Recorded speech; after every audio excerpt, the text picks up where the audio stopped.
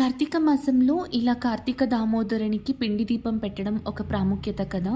అందుకని ఈరోజు నేను శివాలయంలో పిండి దీపం పెడదామన్నట్టుగా మార్నింగ్ బియ్యం కడిగి నానపెట్టుకున్నాను. దీంట్లోకి ఇప్పుడు పిండిలాగా చేసుకొని దాన్ని జల్లెడ పట్టుకొని దాంట్లోకి ఆవు నెయ్యి, బెల్లం, అరటిపండు అలాగే పచ్చి పాలను వేసి దీపం ప్రమిదల్లాగా చేసేసుకుంటున్నాను.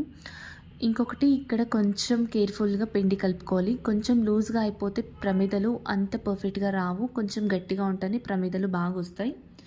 ఎవ్రీ ఇయర్ నేను శివాలయంలో 365 ఒత్తులు పెట్టి దీపం పెట్టుకొని వస్తాను. బట్ ఈరోజు ఎందుకో నాకు పిండి దీపం అక్కడ పెట్టాలనిపించి నేను అక్కడికి వెళ్ళి పెట్టానన్నమాట.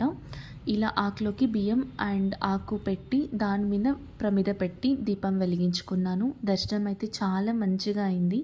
శివాలయాలు ఎప్పుడూ కూడా చాలా ఏళ్ల నాటివే ఉంటాయి. ఇప్పుడు దీన్ని రినోవేట్ చేశారు.